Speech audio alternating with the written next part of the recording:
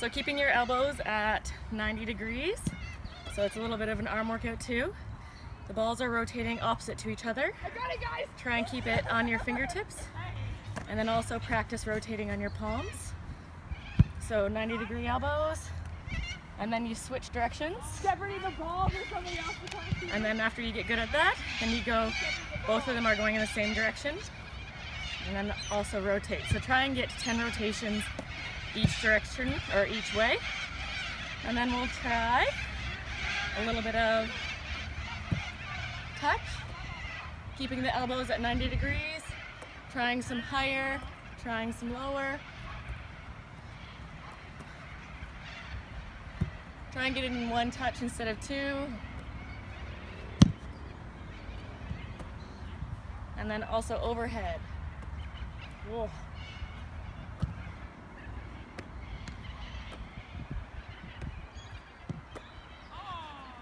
Try and get a spin on it like there would be a spin in on a kick. A little bit of back spin.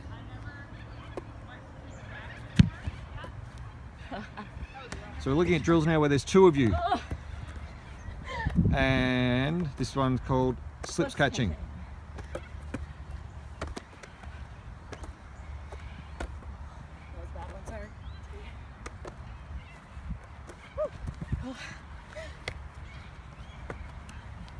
So as you get more confident, throwing it flatter and harder, so just getting confident with one hand.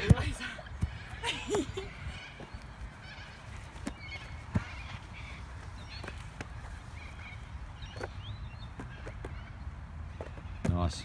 All right, so this is one that's really good for people that have leg injuries. So you're sitting on the sidelines, there's still something you can do. We can also do it because we're trying to work on being better at hitting the ball up off the ground. Yeah, without standing up. Without standing up. Aren't the greatest at ground. Try and get the handball so that it's one motion rather than a pickup and then a hit. Yeah. You want it all in one. One motion. You're on the ground in the contest, bang up, Good. and then you bring in a Nice second transition, ball. Jack. Great stuff. Make sure you're popping it up nice and high to your partner.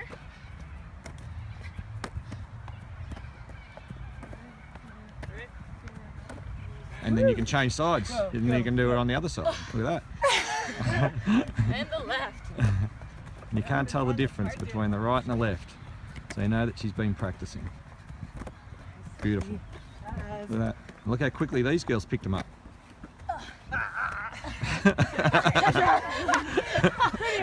Crumbling. She crumbles under pressure sometimes. I get edited that for you because when I was doing water ski, I thought I was going to do a 180 and I made it backwards.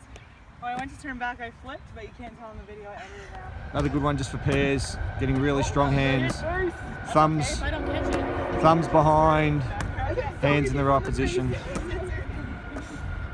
Clean Basketball hands. coach always said if it hits you in your Really face, important. you're not prepared enough. Another great extension is 3 balls. Nice. Takes a bit of work. This is cold. The girls haven't practiced this. It's a good one, a nice extension for you to work If on. you put it like a log, but it's still landing around here. So it's a good you'll one more to have the time. ball coming at different angles because it doesn't always come as a nice hand pass. Oh.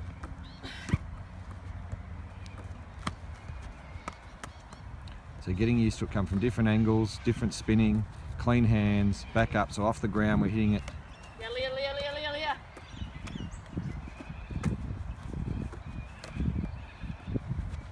Yes, right here, right here, right here, right here. Ah, right. 2. Yep, then we can do it with 2. 2. Yes, 2, Jackie. Go, go, go. There we go. Look at Yeah. that. You do that. Nice. Good. Good coordination for both players to work on, just having touch on the ball. Great stuff. This is one we've done at Lights quite a bit for 3 people. How does this? So we're gonna just pass it right here. Yep.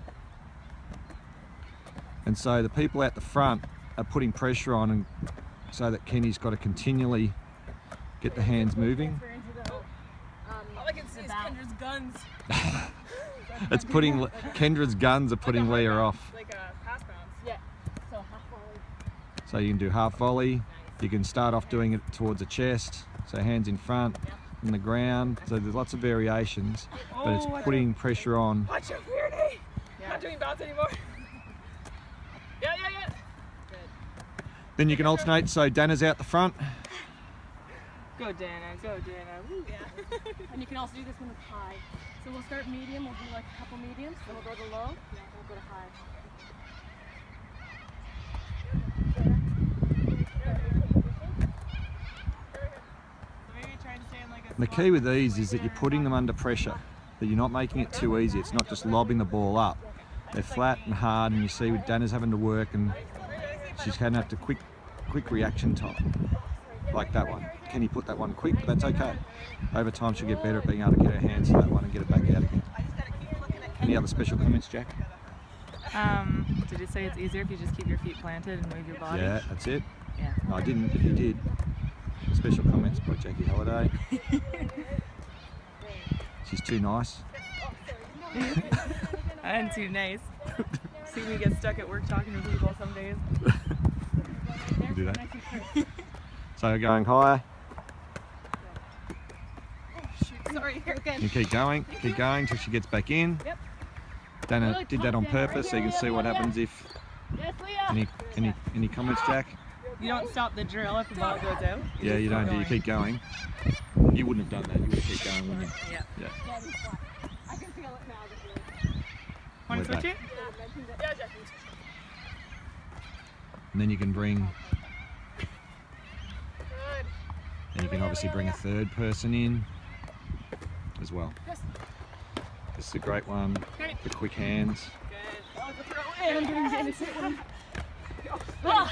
Obviously you need extra balls, but if you can get access to those, it helps. This is a good one for the kicker to practice short, sharp kicking, and also she's trying to kick it through the gaps, so that requires you to talk, so working together, and also having clean hands so you don't drop it. You can also have fun with it, that if so you can say that Dana is the top of the line, and if she drops the ball, she goes to the end of the line, everyone moves up one.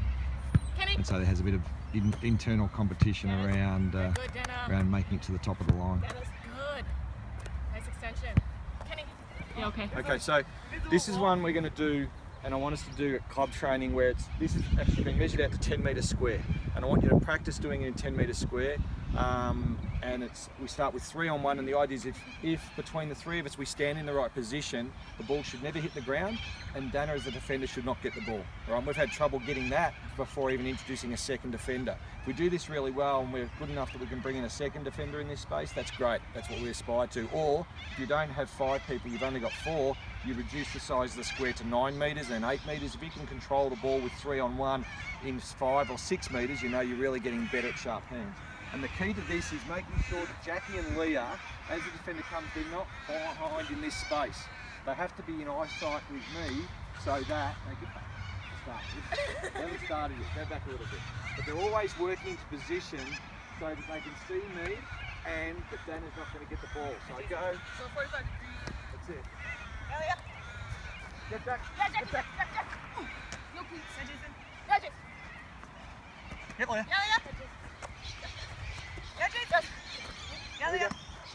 Get back. Yep, Leah. And again. Yep. Yep, Jack. Go around. Good.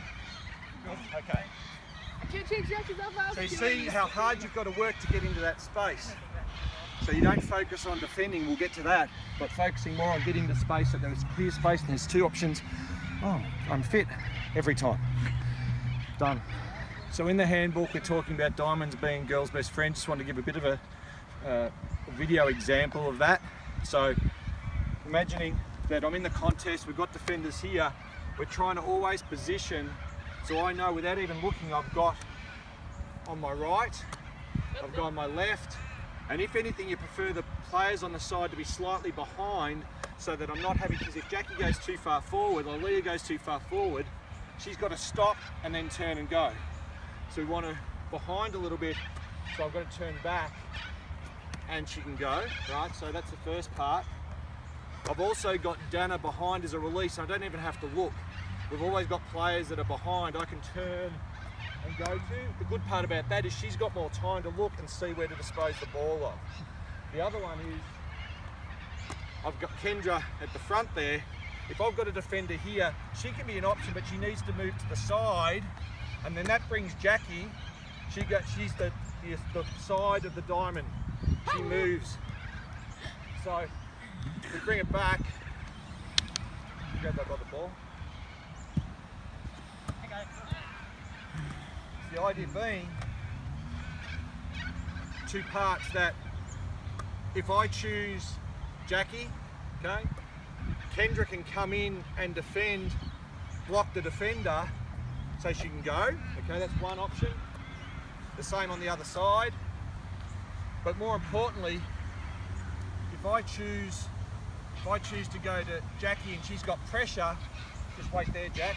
Dana moves across to be the release behind Jackie. So the diamond's always moving. The other option is if I go to Kendra, we talked about Leah can move over and be an option there. And there's also another, rather than have more than those four come into the contest, we've got another diamond on the other side. So we've got a player another 5 to 10 metres on the left of Jackie that could be a side release, because sometimes you need that second hand pass to get us out into space. The same on the other side, right? So there's, within this group we've got probably 8 to 10 players, but we don't have 8 to 10 players at the contest. We back ourselves, we only need one, maybe a second, potentially only one, and they're good enough to be able to get the ball out.